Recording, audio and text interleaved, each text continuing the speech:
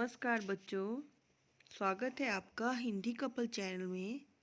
आज हम पढ़ेंगे 11वीं कक्षा की पुस्तक अंतरा में संकलित लेखिका ममता कालिया जी द्वारा लिखी गई कहानी दूसरा देवदास। तो चलिए शुरू करते हैं। प्रस्तुत कहानी एक ऐसे युवक की है जो पहली नज़र में एक अनजान लड़की से प्यार करने लगता है और देवदास की तरह उस पर प्राण न्यौछावर करने लगता है। ममता कालिया की यह कहानी हरिद्वार के घाट पर गंगा मैया की संध्याकालीन आरती के भव्य दृश्य से प्रारंभ होती है। इस कहानी में हर की पौड़ी का अद्भुत वर्णन है। प्रस्तुत कहानी एक प्रेम कथा है जिसमें प्रथम दृष्टि में प्यार की कहानी को भावुकता के साथ अंकित किया गया है। एक दूसरे से अजनबी संभव जो इस कहानी का नायक है और पारो जो इस कहानी की नायिका है कि प्रेम प्रसंग द्वारा यह स्पष्ट किया गया है कि प्रेम कभी भी कहीं भी किसी भी स्थान तथा स्थिति में अंकुरित हो सकता है। कहानी के मुख्य पात्र संभव और पारो हैं और दृश्य हरिद्वार की हर की पौड़ी से प्रारंभ होता है। तो पहले हम इसका पाठ का सार देखते हैं और उसके बाद इसके प्रश्न उत्तर करेंगे। संभव ने एमए की परीक्षा दी हुई थी और सिविल सर्विस की परीक्षा की तैयारी कर रहा था। उसकी माता सविता का मानना था कि माँ गंगा का आशीर्वाद पा लेने से उसे सफलता अवश्य मिलेगी। इसीलिए सविता ने बेटे संभव को नानी के पास हरिद्वार भेजा था।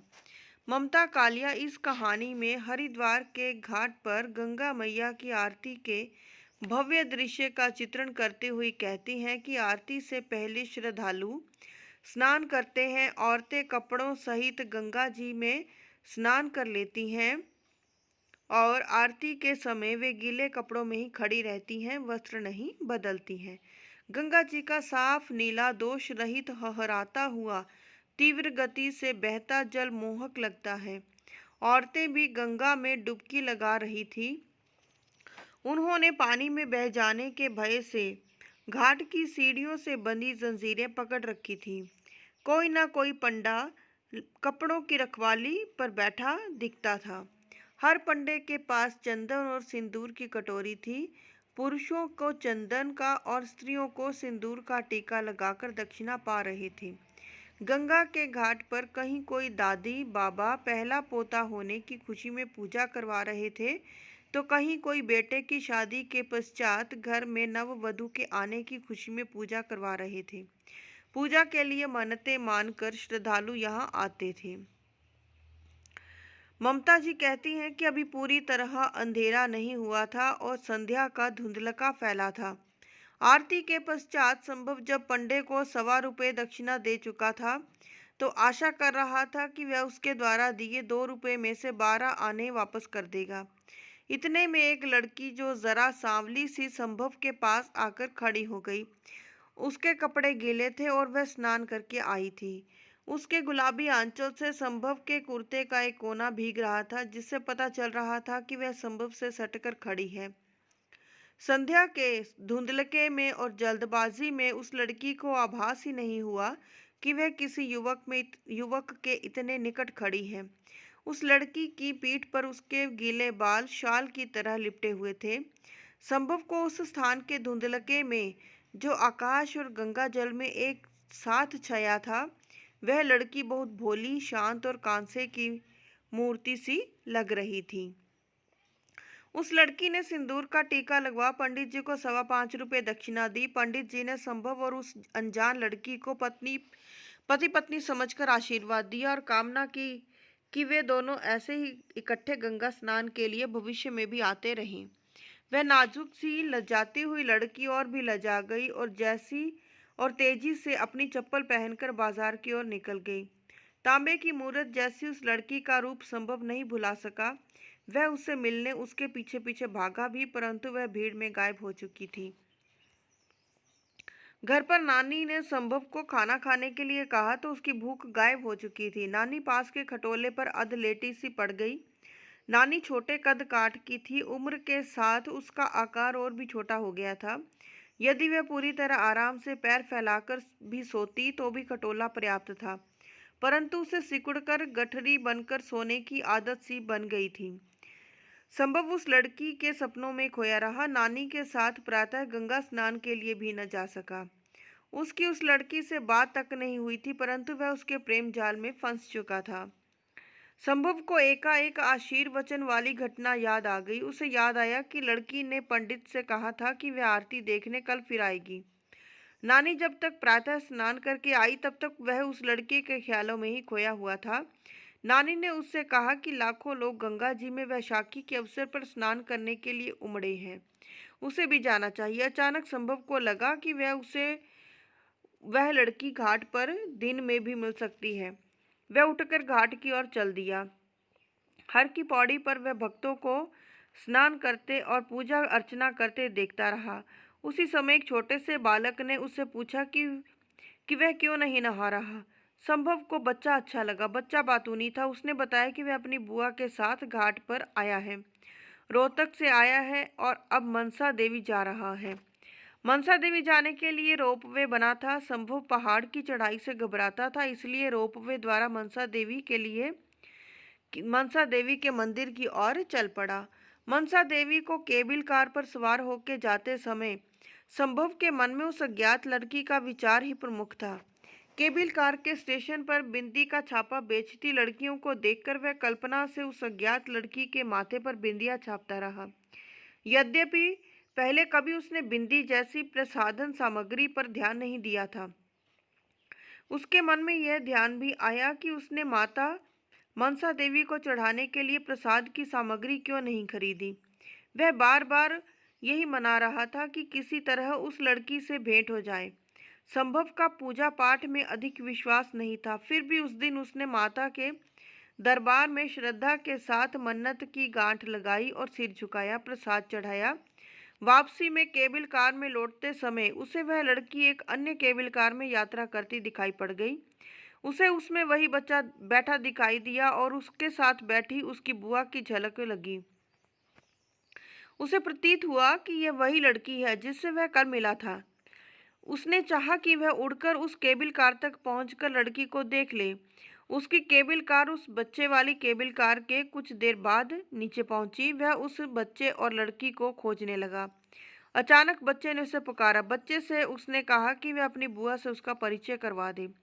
बच्चा उसे श्वेत साड़ी में लिपटी उस लड़की के पास ले गया जो सामने खड़ी थी। संभव से पिछले शाम मिलने वाली लड़की ही उसकी बुआ थी। वह अब शर्मा रही थी। संभव को इतने निकट देखकर वह मन ही मन सोच रही थी कि मनसा देवी के सम्मुख प्रार्थना करने से यदि मनोकामना इतनी जल्दी पूरी होती है तो उसने प्रण किया कि वह एक चुनरी माँ को और चढ़ाएगी। भाव स्पष्ट है कि उसके मन में भी संभव के लिए प्यार था। उस छोटे बच्चे मन्नू ने अपनी बुआ का परिचय संभव से कराते हुए कहा, यह मेरी पारो बुआ है, और संभव की तरफ इशारा करते हुए कहा कि इनका नाम। इससे पहले कि वह लड़का कुछ बोल पाता, संभव ने अपना नाम बताया, संभव देवदास। संभव को भी याद आया कि उसने मन्नत का पीला धागा बांधा हुआ है जिससे उसकी मनोकामना पूरी हुई। तो बच्चों, ये रहा कहानी का सार। अब हम इसके प्रश्न उत्तर करते हैं।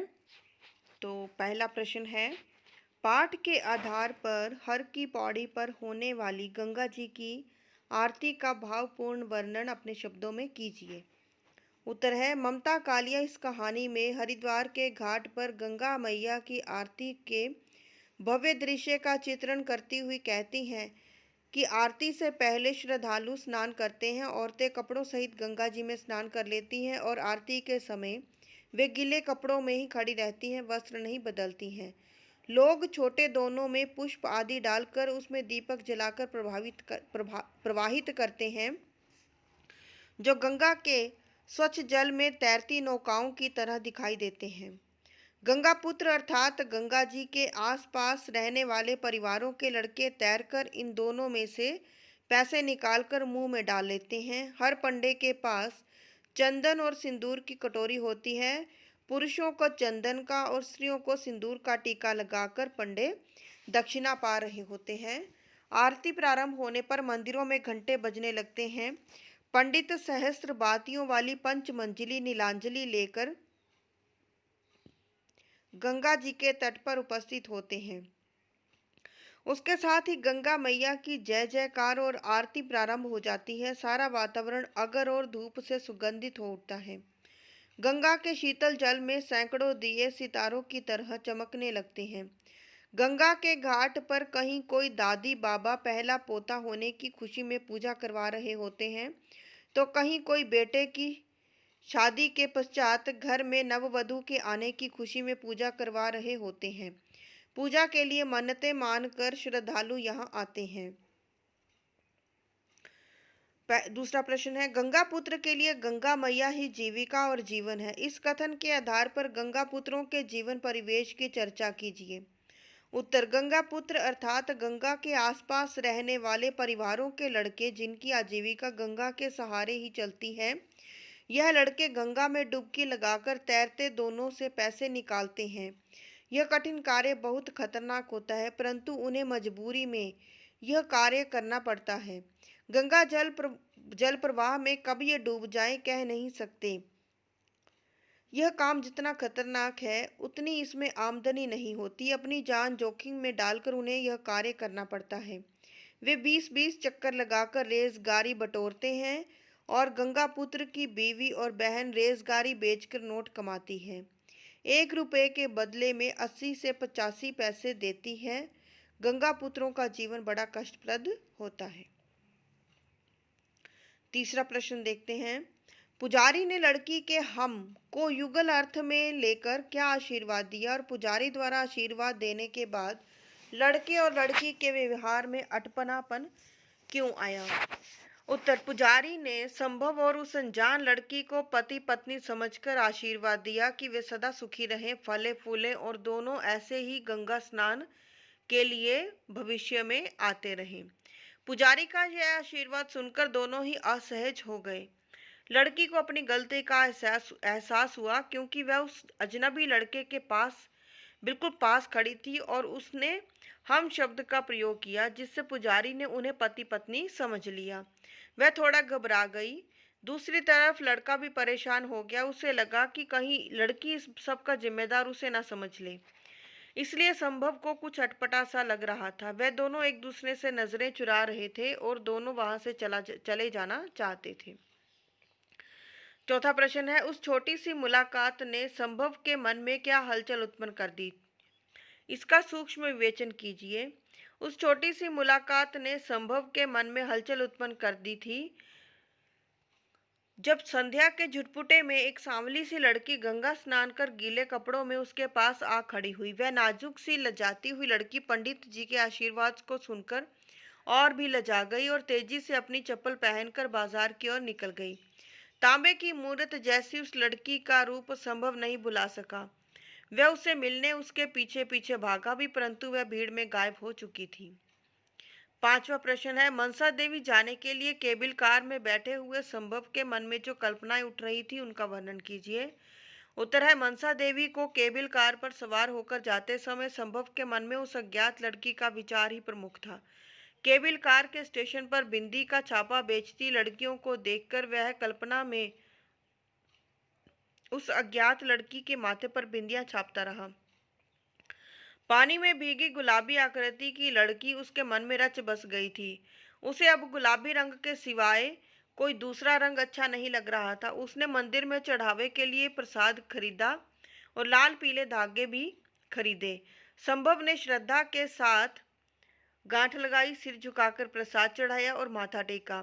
वह बार बार यही मना रहा था कि किसी तरह उस लड़की से भेंट हो जाए। मनसा देवी से वापस आते हुए जब उसने पीली केबल कार में उस लड़की को बैठे देखा तो उसका मन हुआ कि वह उड़कर पीली केबल कार में जा चढ़े। छठा प्रश्न है, पारो बुआ इनका नाम है। उसे भी मनोकामना का पीला लाल धागा और उसमें पड़ी गिठान का मधुर स्मरण हो आया।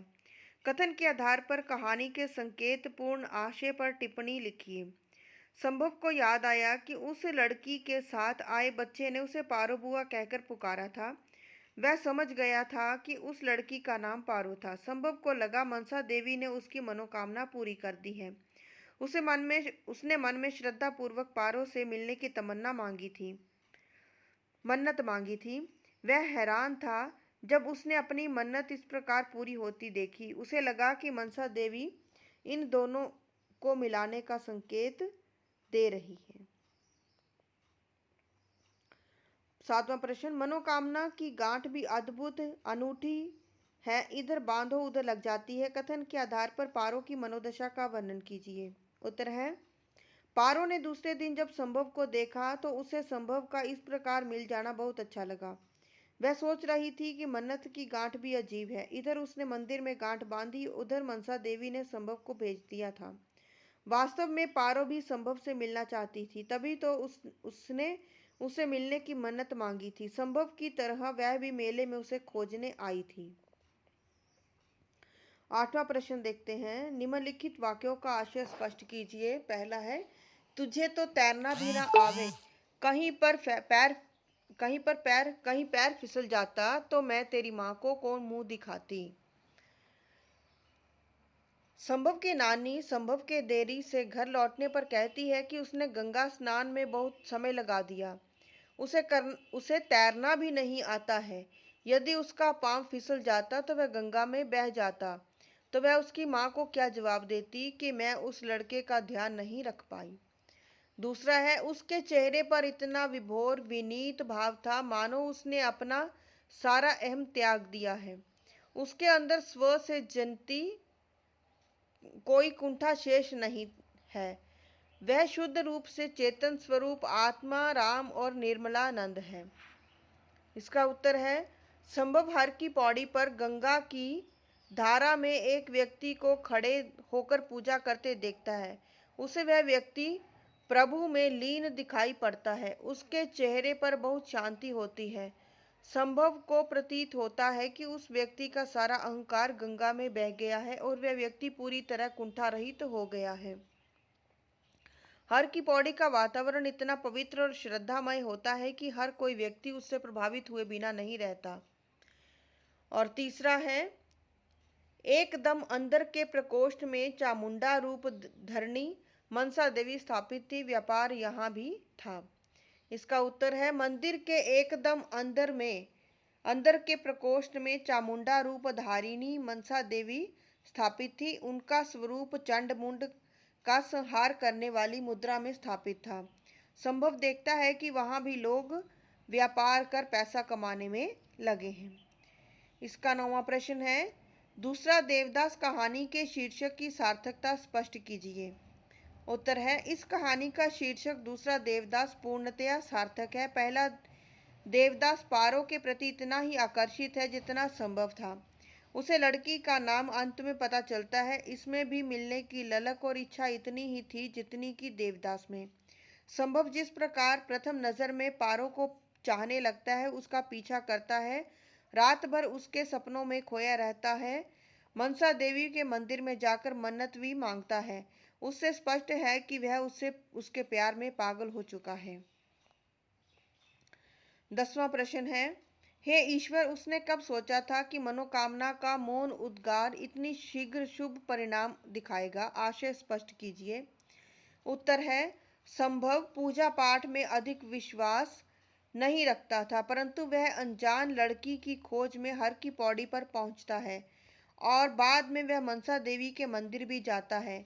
उसने पहली बार श्रद्धा पूर्वक माता के मंदिर में माथा टेका और मन्नत का धागा भी बांधा। उसकी हैरानी का ठिकाना उस समय नहीं रहा जब उसने अपनी मन्नत को इस प्रकार तुरंत पूरी होते देखा। संभव को लगा मनसा देवी ने उसकी मनोकामना पूरी कर दी है तथा मनसा देवी भी उन दोनों को मिलाना ही चाहती है। तो बच्चों, ये रहा आपका दूसरा देवदास कहानी का सार और उसके प्रश्न उत्तर। उम्मीद है आपको यह वीडियो अच्छा लगा होगा, और यदि आपको मेरा वीडियो अच्छा लगा तो आप इसे लाइक करें, शेयर करें और मेरे चैनल को सब्सक्राइब करें। जय हिंद।